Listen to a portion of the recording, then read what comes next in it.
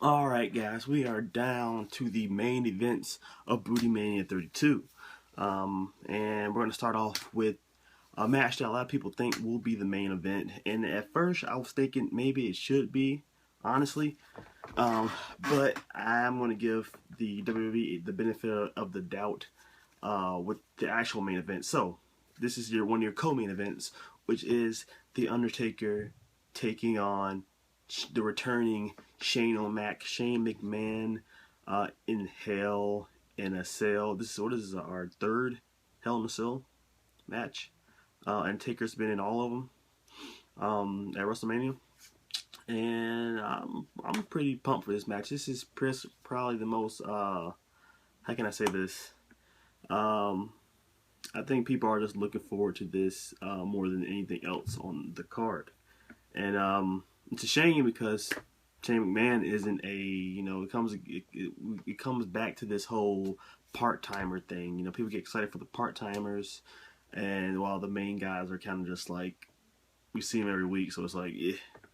But I mean, Shane McMahon's been gone since 2009, I believe. So it's been a long time since Shane has been on WWE TV. So I can't blame people for being excited for Shane O'Mac. And the build up for this has been okay. Okay, a lot of things I have problems with.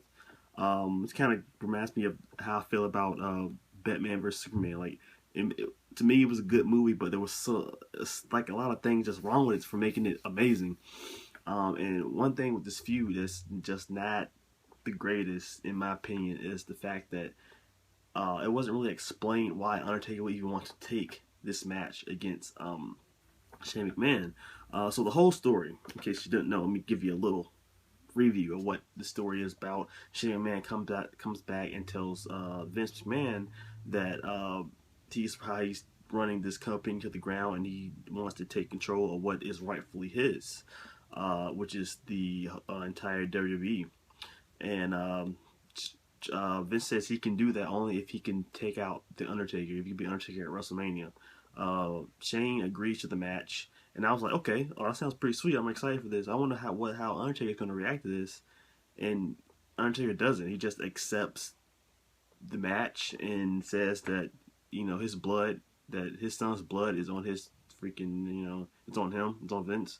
And I don't know, they call each other bitches throughout the whole feud.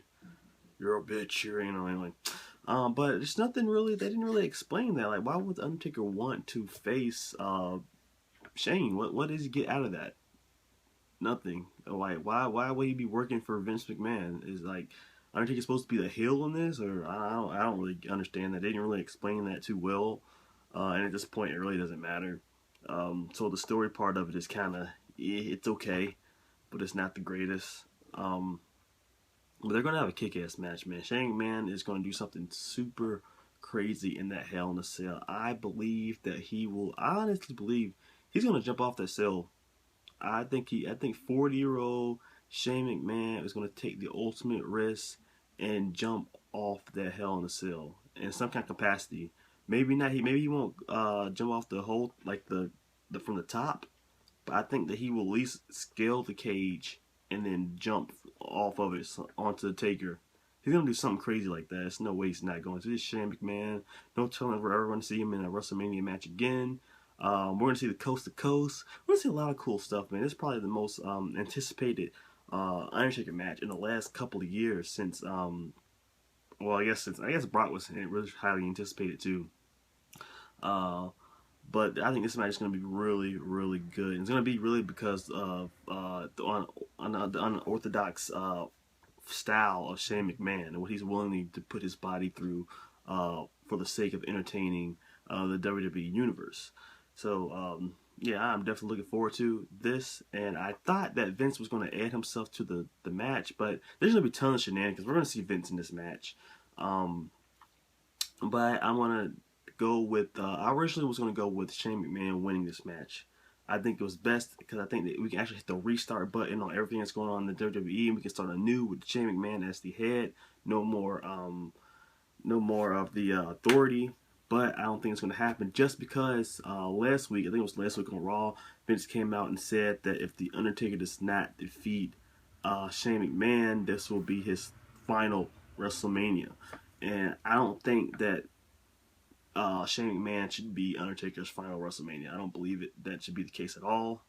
Um, he should be go out against another a Cena or somebody like that. Honestly, not Shane McMahon. I love Shane, but I don't think he deserves that honor to have Undertaker's final match ever. Um, but other than that, though, other than that fact, if he didn't say that, I will definitely go with Shane McMahon because the streak is dead. It doesn't matter anymore. It doesn't matter how many matches Undertaker loses anymore. The streak's been gone for 2 years. Who cares? Um, and Shane McMahon really needs to win this, man, because we just really need to hit that restart button and just begin anew. And doing that with having Shane McMahon on the show at least half of the time would be really awesome. But what Vince said, I don't think it's going to happen. I think Undertaker will beat Shane, but it's going to be one hell of a match. I cannot wait for it. This is probably the most. I'm looking forward to this more than any other match on the show, honestly. And a lot of people think it should be the main event, and which it probably should. But I'm going to explain why I don't think it will be, because I have a little faith in the WWE. But in my next video, we're going to be talking about the second co-main event, which is Brock Lesnar versus Dean Ambrose in a street fight. So, peace.